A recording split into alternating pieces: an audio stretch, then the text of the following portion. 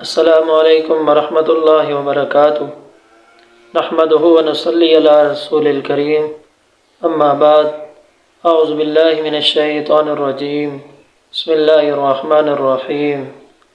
ایک سوال پوچھا گیا ہے کہ 1 رکعت وتر، 3 رکعت وتر، 5 رکعت وتر، 7 رکعت وتر اور 9 رکعت وتر پڑھنے کا صحیح ترین طریقہ کیا ہے؟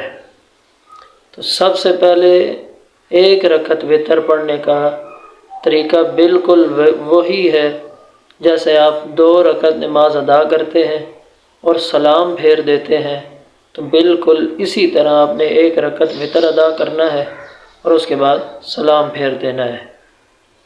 3 رکعت وتر ادا کرنے کا طریقہ کیا ہے؟ 3 رکعت وتر ادا کرنے کا طریقہ یہ ہے کہ آپ 3 رکعت بنا سلام کے اور بغیر تشہد کے بھی ادا کریں تب بھی ٹھیک ہے، لیکن سب سے صحیح ترین طریقہ یہ ہے کہ آپ 2 رکعت نماز نفل ادا کریں، پھر اس کے بعد تیسری رکعت دوبارہ ادا کریں، تو وہ آپ کے 3 رکعت وتر ادا کرنے کا صحیح ترین طریقہ ہے۔ 5 رکعت وتر اور 7 رکعت وتر ادا کرنے کا صحیح ترین طریقہ کیا ہے؟ جب آپ 5 رکعت وتر ادا کریں گے تو 5 رکعتیں لگاتار ادا کریں گے، درمیان میں کوئی تشہد نہیں بیٹھیں گے، آخر میں آپ سلام پھیر دیں گے۔ جب آپ 7 رکعت وتر ادا کریں گے تو بالکل اسی طرح آپ نے درمیان میں کوئی تشہد نہیں بیٹھنا، آخر میں آپ نے سلام پھیر دینا ہے۔ تو یہ 5 رکعت اور 7 رکعت وتر ادا کرنے کا صحیح ترین طریقہ ہے۔ اور 9 رکعت وتر ادا کرنے کا صحیح ترین طریقہ کیا ہے؟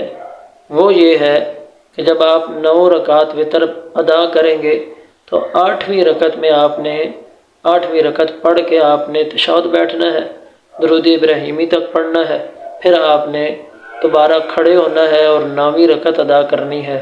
تو یہ آپ کا 9 رکعت وتر ادا کرنے کا صحیح ترین طریقہ ہے۔ تو اس کے بعد مسئلہ آ جاتا ہے دعائے قنوت کا، کہ دعائے قنوت کیسے پڑھنی ہے۔ تو دعائے قنوت رکوع میں جانے سے پہلے آپ نے ادا کرنی ہے۔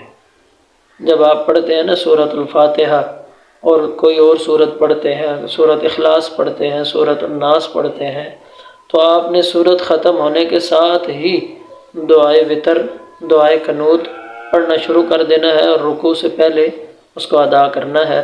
تو یہ ہے نماز وتر ادا کرنے کا صحیح ترین طریقہ اور دعا پڑھنے کا صحیح ترین طریقہ۔ اللہ تعالیٰ سے دعا ہے اللہ تعالیٰ ہمیں عمل کی توفیق عطا فرمائے۔ السلام علیکم ورحمۃ اللہ وبرکاتہ۔